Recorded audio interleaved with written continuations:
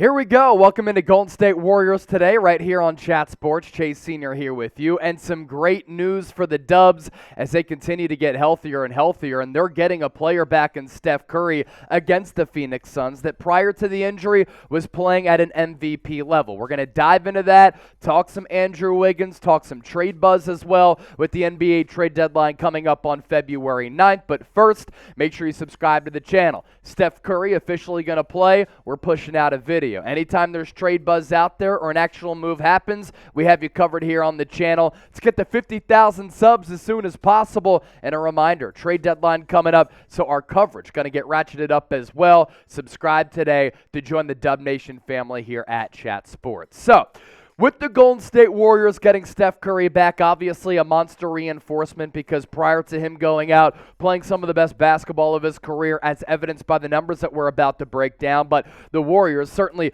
playing a lot better as a team with Steph Curry out. They were 10th in the West when Curry went down, and they've kind of matriculated their way up the rankings here. 7 in the West, entering his return against Phoenix between two teams who really haven't reached expectations this year with two Western Conference powers. And prior to the injury, Steph Curry had it going on, man. He was in fuego. He was on fire. He was lighting it up. In 26 games played, the shooting numbers absolutely sensational and really mind-boggling because as he gets older, he continues to be a very efficient player. 30 points per game, sub-7 assists, so he continues to dish the basketball out really well. Shot 50% from the deck prior to that injury, 43.5% from three-point range, and nearly automatic from the charity stripe, knocking down about 92% of his free throw attempts. And reunited at last. That's really the theme going into this game against the Warriors. Why is that? Because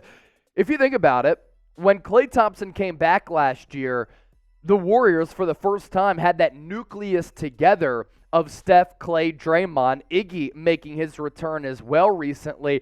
They haven't shared the court since Game 6 of the 2019 NBA Finals. So finally, that core group that has won 4 championships together as part of this dynastic run that is approaching nearly 10 decades of successful basketball, going to be sharing the floor once again. And as I alluded to a little bit earlier, this is a matchup between two teams in Phoenix, 20-21 this year with their record, and the Warriors 20-20 that have suffered a lot of injuries, but also going into this year, in my eyes, were two of the top teams in the Western Conference. This year, though, both organizations, they have been average. Can they find their stride going into the trade deadline? All-Star break coming up, the back half of the season? I think so. At least these two teams, very, very talented. So if you're fired up, pumped up, and excited to see Steph Curry, the most influential basketball player in the history of this beautiful game, make his return, type his jersey number into the comment section. It's 30.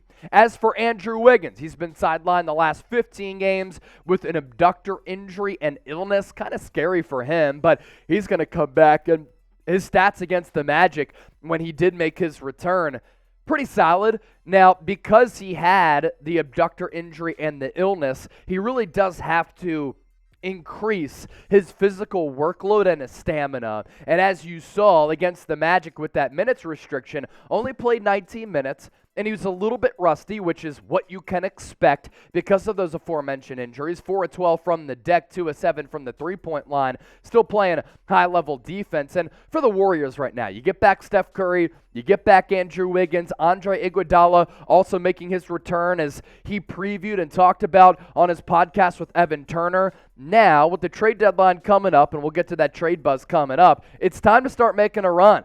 You've been a 500 or so basketball team up to this point, and you want to skyrocket up the Western Conference standings because I do believe that home court advantage is going to be important in a stacked Western Conference. Now that you're starting to get healthier, reinforcements have been playing well, and they have the uptick with their confidence.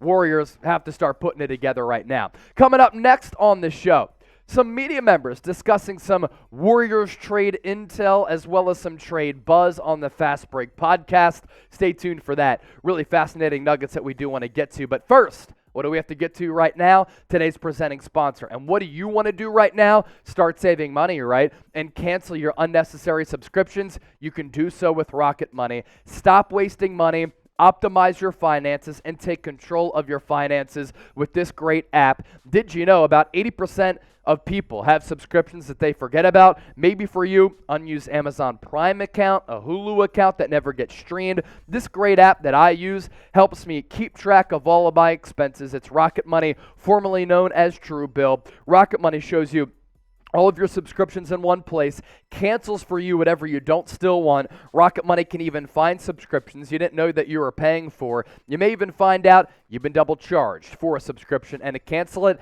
the process is so easy. No arduous process in which you have to go on your email, go on the website, go through all of these loopholes that the company's designed for you to have to go through to make it difficult to cancel them. All you have to do, pull up the Rocket Money app, press cancel, and that is it. So get rid of your useless subscriptions by heading to rocketmoney.com/NBA now. Please make sure you use that link so that Rocket Money knows that Chat Sports sent you. Free, easy to use app. Start saving that money today. Are the Warriors going to stand pat?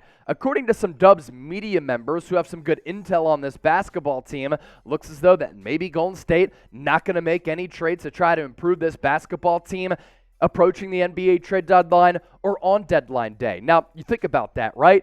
Is it because the Warriors, without Steph Curry, without Andrew Wiggins, have seen some of these young players step up and these role players step up? Yeah, maybe. This coming from Brett Siegel here. From the information I have gathered so far, seems like the Warriors more than willing to sit back and watch other teams make moves unless they truly get an offer that they cannot turn down. It just doesn't feel like James Wiseman or Jonathan Kuminga or any of those young guys that the Warriors are very high on are really available right now. Based on what I am hearing, this coming from CJ Holmes, San Francisco Chronicle, I don't envision them either making any moves. I don't think that they are ready to give up on the James Wiseman experiment. They have seen the slow progress he has made, and Bob Myers' two-timeline plan is still alive and well, and they are riding that thing out. And the two-timeline plan is having a roster that's ready to win right now, but also developing some of those young players as we pivot and shift gears into the future. And really my takeaway with this is let's see how the Warriors look as they get closer to being at full strength. You get back Steph Curry, you have Andrew Wiggins back, Andre Iguodala with a couple of minutes here and there per night. You have this nucleus together. You have the young players who are starting to gather and gain that confidence, and with that, hopefully comes momentum with a full-strength basketball team. And with the Dubs right now, when Steph Curry went out, a little bit of a concern, right? Because the Warriors were sitting in 10th place. Well, they've gone up the standings, and other teams have started to go down the standings. Western Conference standings as of this fine Tuesday on January 10th. Nuggets in first place, Grizzlies in second, Pelicans in third, and all those teams pretty closely contested, 27 wins apiece for Denver as well as Memphis. Pelicans 2 games back in that win column. Mavericks have started to play really good basketball, led by MVP candidate Luka Doncic. Kings, the surprise team with the former Warriors assistant Mike Brown, now the head coach. 5th place for Sacramento. Good for them, honestly. It's been a really difficult run for them over the last 2 decades. Clippers, Warriors, Suns, Timberwolves, Trailblazers rounding out the top 10 teams in the Western Conference standings here in the second week of January. So speak your mind, Dub Nation. Do the Dubs need to make a trade? Let us know why for yes and for no. And don't forget to subscribe. We're closing in, folks, on 50,000 subscribers. I started here March 1 of 2021. I'm coming up on 2 years here. And about 2 years ago, we were at 13,000 subscribers. To get to 50, going to be a huge milestone. Stay in the know with all things Dubs year-round, with videos coming your way multiple times per week by hitting that subscribe button. And as always, thanks for locking us in and watching today's show.